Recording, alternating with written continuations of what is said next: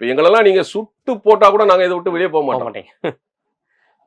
அந்த அளவுக்கு எங்களை அவர் வந்து நேசிச்சார், நாங்களும் அவரை நேசிச்சோம்.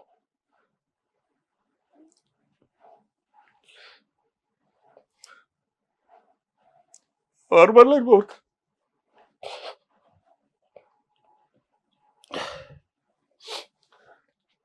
அவர் மாதிரிலாம் நம்ம ஒரு நடிகரையோ ஒரு தலைவரையோ பார்க்க முடியாதுங்க. வாழ்க்கையிலையும் யாரையும் அந்த மாதிரி ஒரு மனுஷனை பார்க்க முடியாது.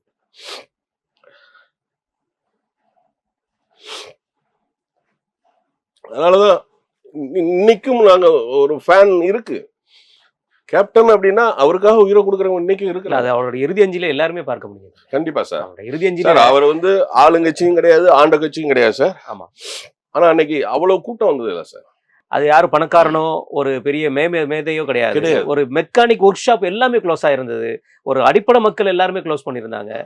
அது மிகப்பெரிய ஒரு எனக்கு தெரியும் சார். எனக்கு தெரிஞ்சு 1.5 கோடி பேருக்கு உதவி செஞ்சிருக்காரு சார். எனக்கு தெரிஞ்சு. அப்ப தெரியாம எவ்வளவு பேருக்கு உதவி செஞ்சிருப்பாரு சார். எங்களுக்கு வந்து தெரியவே தெரியாது. அவர் மறைவுக்கு பிறகுதான் வந்துட்டு பேப்பர் அடுத்த நாள் பேப்பர் பாக்குறோம் சார். மதுரையில ஏர்போர்ட் பக்கத்துல 7 ஏக்கர் நரிக்குறவர்களுக்கு வாங்கி கொடுத்துருக்கிறார் சார். அது இன்னைக்கு ஒருத்து 30 கோடி ரூபா சொல்றாங்க. அப்புறம் எனக்கு நம்ம சொந்த ஊர் திருநெல்வேலி பக்கம் தென்காசியில ஆய்க்குடின்னு ஒரு இடத்துல முதியோர் இல்லத்துக்காக 5 ஏக்கர் வாங்கி கொடுத்துருக்கிறாரு. கன்னியாகுமரியில வாங்கி கொடுத்துருக்காரு சார். மாவட்டம் முழுதுமே வாங்கி கொடுத்து அதுக்கப்புறம் தான் நமக்கே தெரிய வருது. நம்ம 32 வருஷம் அவங்க கூட டிராவல் பண்ணா கூட அதன் பிறகுதான் வந்து நமக்கு தெரியுது. ஸோ இவ்வளவு இவர் பண்ணியிருக்காரா தலைவர் அப்படின்னு சொல்லிட்டு. நீங்க அதுல பாத்தீங்கன்னா கூட அந்த அண்ணா ஆட்சி பக்கம் அந்த மேம்பாலத்துல தலைவருடைய அந்த இறுதி ஊர்வலம் வரும்போது ஒரு அம்மா பூ வியாபாரம் பண்ற அம்மா மூடையில இருக்க பூவை அந்த வண்டி வரும்போது அந்த அவங்க கேப்டன் மேல கொட்டுவாங்க. ஸோ இதெல்லாம் அப்ப அந்த அம்மாவுக்கு இவர் எப்போ உதவி செஞ்சிருக்காரு. அதுதான் ரீசன். நான் வந்து தலைவர் மறைவுக்கு பிறகு நான் வந்து 3வது நாள் நான் உள்ள போறேன்.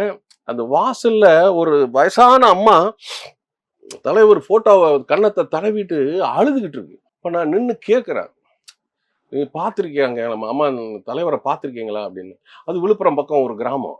அது சொல்லிச்சு, நான் பார்த்துருக்கேங்க, ஒரே ஒரு தடவை நான் பார்த்துருக்கேங்க அப்படின்னு. எப்போ பார்த்தீங்க? எங்கள் ஊருக்கு வரும்போது காரில் வந்தார் அந்த மகராசன். காரில் வரும்போது கூட்டம் நிறையா இருந்தது. என்னையெல்லாம் கூட்டத்தில் நெரிச்சு இது பண்ணிக்கிட்டு இருந்தாங்க. இந்த மகராசன் காரை விட்டு இறங்கி என்னைய வந்து தள்ளி தனியாக கூப்பிட்டு வந்துட்டு பாக்கெட்ல இருந்து 500 ரூபாய் கொடுத்துட்டு கூட்டத்திலலாம் வராதிங்கம்மா வீட்டுக்கு போங்கன்னு அனுப்பிச்சு வச்சாரு. இன்னைக்கோ வந்து கூப்பிட்டு ஒரு உதவி செஞ்சு ஒரு 500 ரூபாய் கொடுத்தது அன்னைக்கு வந்து அழுதுட்டு இருக்கு.